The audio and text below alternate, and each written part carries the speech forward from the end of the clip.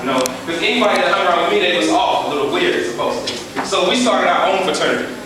Thus the jacket that has T and A on it. Yeah! You think it says T and A, right? I knew that. That's how come I started off with this story. It does not stand for titties and ass. It stands for a student organization called Technicians and Actors. Right. Yeah. Yeah. We started our own. You don't even. I forgot to tell y'all, everything I'm telling you is true, all right? It's called Technicians and Actors. And what it was, we would get together, we would do these 24 and 48-hour parties, and they would be theme parties. So that gave everybody in our acting department a chance to dress up. So, you know, people would come in as Betty Boop, and people would come in as, one that really offended me was a lot of people came in as the black dude from Different Strokes. I didn't understand it, but we got through it. And we decided that if we're going to have a fraternity, not only are we going to have a fraternity that we're going to be a part of, we're going to have the best fucking fraternity on campus. We filed for a student organization. We filed for grants. We filed for spaces and everything that we could that would be allotted to a student organization, which allowed us to have a sister sorority. And their name was Alpha Sigma Sigma. Yes, ass. Damn.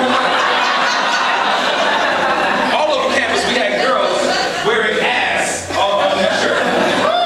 And I remember it got so huge that the director of our school, he called me in because I was in the theater school and most of the kids wearing shirts with theater shirts. So he wanted to know who was behind the party. So he called me into his office. And I get there, and I'm thinking I'm going to see this white Kramer-looking guy, you know, like this stereotypical head of a theater department. But I get there, and it's this Ben Vereen-looking motherfucker, right? Not only that, but he tells me that he's from Chicago, and that he's been doing jazz for the last 20 years across the country. And so I get to talking to him, and I'm talking to him more and more, and I'm realizing that this motherfucker don't fit in either, right? So the pimp that I am, I turn it into a positive situation. I tell him, you know what? This is what we're gonna do. To solve that problem, we're gonna go ahead and start throwing events for the theater. And we're gonna rename our fraternities and sororities into one organization. And the name of that organization was KISS. Because we thought that, you know, it would go great if one girl had KISS and another girl still had her old shirt on. So that was the name of our student organization. And just like my situation in college, I was sort of like, I call myself a bull in the china shop, you know, because no matter what happens, I'm gonna do me, and I'm gonna get into something. You know, when everybody's like, okay, that's not gonna work in LA. You have to change the way that you are to communicate with you all here in LA. But, is that true? Do you think that's true? Oh yeah. Do you think that people that coming from other places have to change how they communicate in order to communicate you? Because you're already here, right? There's the pressure to do that. Yeah. But okay, now the pressure is one thing, but the actual communication is something different. Yeah. See, I'm talking to you because you're understanding. Yeah.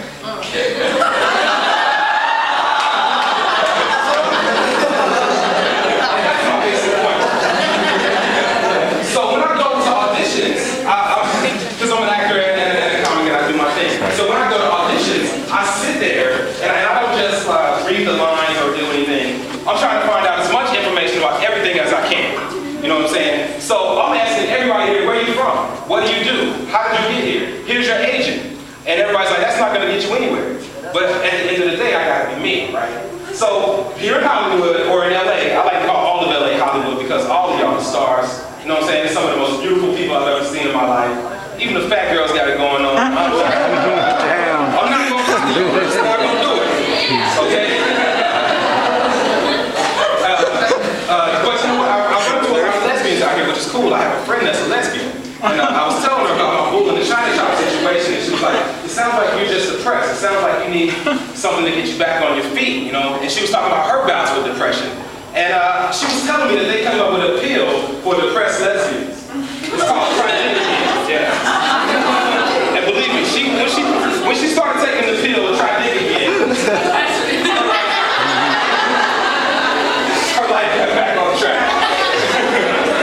But anyway, my name is Lloyd Collins. Y'all want more information about shows and places where I perform at, you can go to IamNotLloydCollins.com. No bullshit, I'm telling you, that's my website. Right? Thank